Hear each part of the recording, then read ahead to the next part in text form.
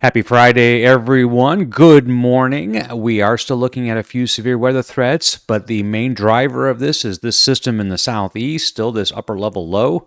And we'll be talking a lot more about that and also some of the changes that will be forthcoming coming up this work week. Some pretty stronger jet stream patterns, more traditional springtime patterns instead of these cutoff lows, and that changes the dynamic quite a bit. So here's the morning satellite. Let's take a review over the last 24 hours. We had two land spout reports. Land spouts are not necessarily very strong tornadoes, but we had one in southeast Georgia and just along the intersection of Illinois and Missouri and Kentucky there. They're very weak, and they generally come out of untraditional thunderstorms, low-top thunderstorms. Sometimes they're referred to as cold air funnels, too. Generally, they don't do a lot of damage, but they are often, this time anyway, with all the cameras around, documented. So here's the hail reports from yesterday. Quite a swath of these. Anything on this map that's colored purple is anywhere from about 1.5 to 2 inches, maybe a couple of 2.5 inch range. Actually, that's the generic icon. So we can have any hail report on here. And I'm seeing some 2.5 inch hail reports there in southeast Kentucky. Most of these, though, are 1 to 2 inch hail reports yesterday. And the wind gusts, pretty hefty thunderstorm went just south and southeast of Corpus Christi, Texas yesterday with wind gusts to 75, 89 miles per hour, 60 miles per hour there along Highway 37. Let's take a look at the HRRR high resolution model and its depiction of how the radar should look over the next 42 hours. And again, all the activity is really in the southeast. In terms of severe weather, at least, you can see thunderstorms wrapping around that surface low, which is virtually stationary and will actually back up over the next couple of days as an upper level system reinforces the idea that thing gets stuck down there, leading to some pretty good rainfalls down there as well. Another system in the northeast is leaving, and that is probably not going to generate a whole lot more severe weather. And on that topic, we can take a look at what the severe weather outlook is for today from the SPC, looking at a small chunk of Virginia and North Carolina under a slight risk. That's level 2 through 5. And then Jacksonville down to Orlando, kind of the northeast and eastern shore of Florida is the highest risk, but anything in this darker green here indicates their lowest risk, which is a 1 out of 5 scale. There is a 2% tornado risk, and generally that same area of Florida, a little smaller, and then Gulf coastal regions from Tallahassee back to almost New Orleans. Some of those thunderstorms could develop a little bit of rotation. That's for Friday. For Saturday, not surprisingly, with everything kind of stuck in motion, our highest risk for severe weather encompasses much of Florida and a little chunk of southeast Georgia.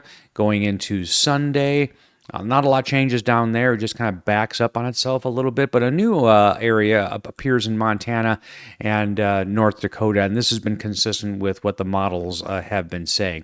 Not much activity on Tuesday, or on Monday rather, but so we'll skip ahead to Tuesday. And I do want to show you the SIPS outlook. Now, the SPC has not pulled the trigger on a 15% risk anywhere out from day 8. I guess that would be day 4 through 8.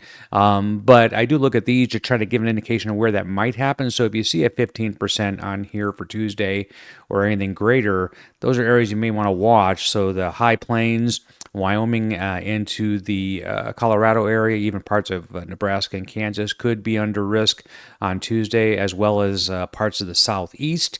We go ahead to Wednesday, a much larger 15% area is showing up, including maybe a pocket of something higher there in Kansas. That's Wednesday's suggestion becoming more active. We'll show you that in a minute. Thursday, it kind of shifts east a little bit, but still a large chunk of the U.S. seeing a lot more activity. Like I said, not really concentrated with that upper level low anymore, more of a broad jet stream pattern with favorable instability out ahead of this for sure. Even on Friday, still looking at a large area here. Now, the latest supercell composite is not too great up until May 15th.